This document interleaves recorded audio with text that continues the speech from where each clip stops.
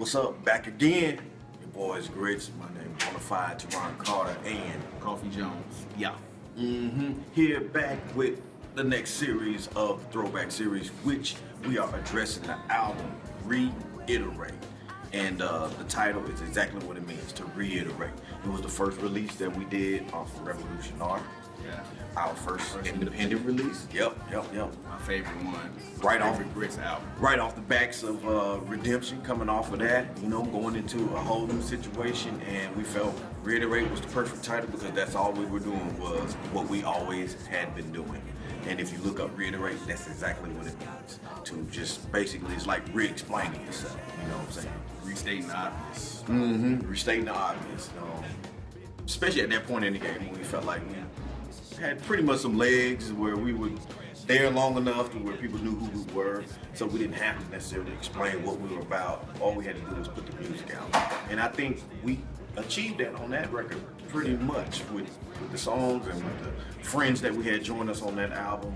The first single was Fly Away, featuring Mac Powell, Third Day.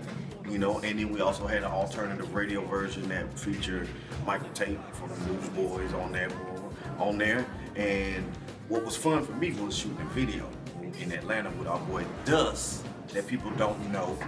Dust from Deep Space 5, from Mars Hill, the famous Dust producer, and who's now done videos for probably everybody out there now. That's who did that video for us. Dope visual, man. I would love to work with us again. Can't wait.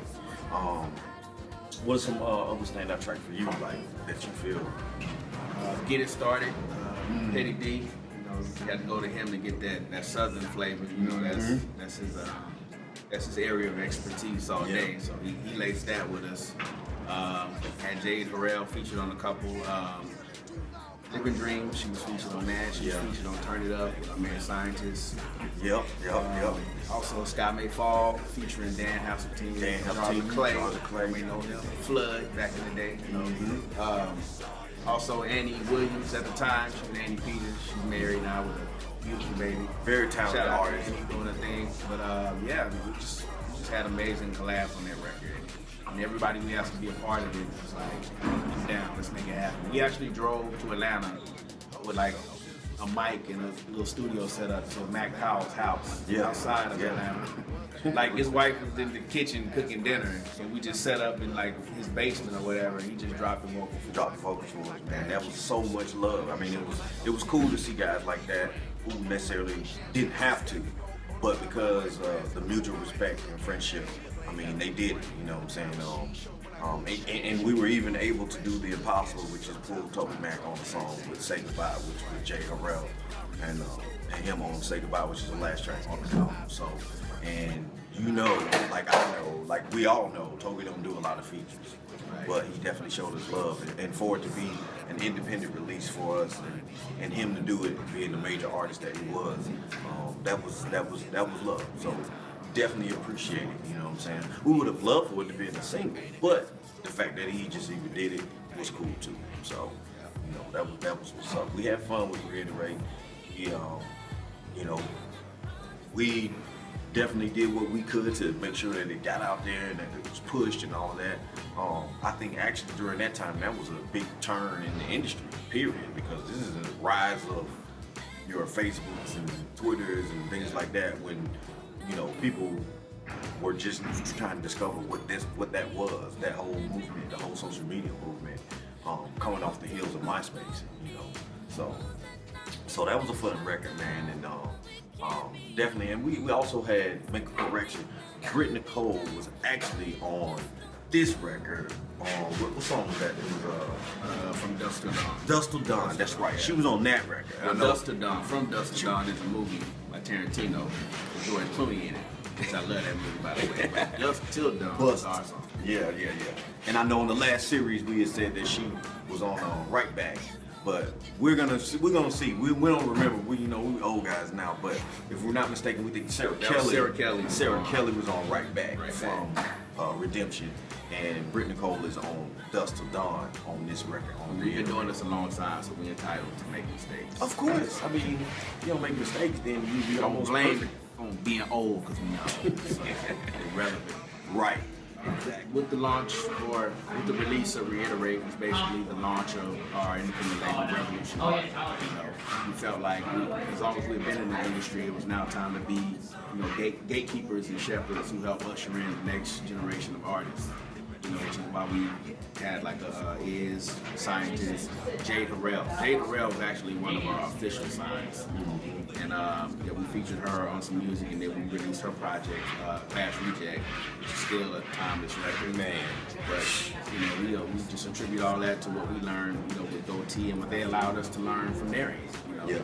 A lot of labels and people like that, they kind of keep the whole artist and label thing separate, and you don't really know what's going on their end. But we had a camaraderie there that we trusted each other. It was we fought and went through battles here and there, but for the most part, it was like they were legitimate businessmen, but at the same time, they had a heart and a passion for what they were doing, what they were getting behind, which actually helped us grow and develop and be more understanding of the business side. Because when we started our label, we had to put on the business hats and do things that were uncomfortable for the artists, for the sake of the overall, big picture. So that was a blessing in itself, man. But like I said, the whole point of Revolution Art was to just become gatekeepers, to also, not just be relevant ourselves as artists, but to help usher in other relevant younger artists.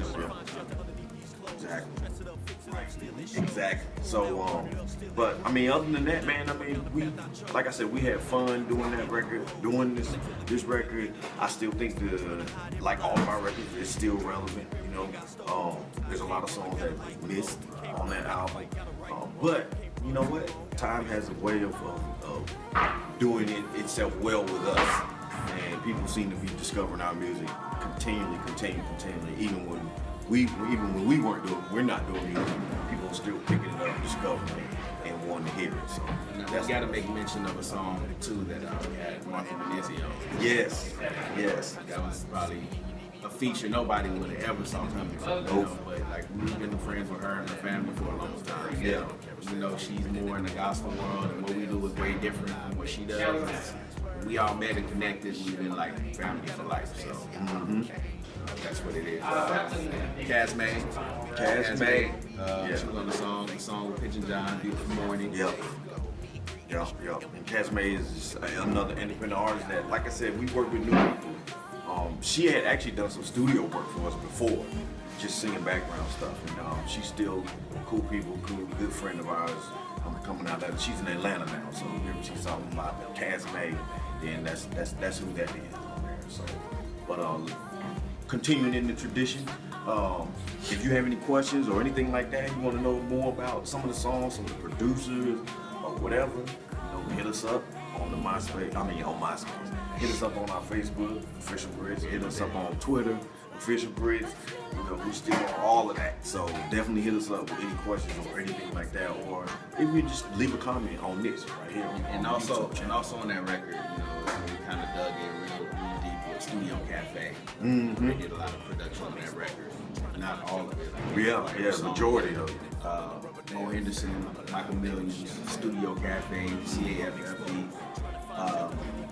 But ever since then, that's kind of been our go-to team of producers. On the production side. And Mo Henderson worked with us on rich projects from back in the day. So from him releases on. From demo, actually. From demo to up and even up to this day. So I had to shout out Studio Cafe. Yeah, definitely shout out Studio Cafe. Y'all check them out on Twitter at Studio Cafe. So yeah, definitely shout out to them. That's family, that's love too. Other than that, y'all stay in touch with us, hit us up, and we'll be back with the next series, Quarantine.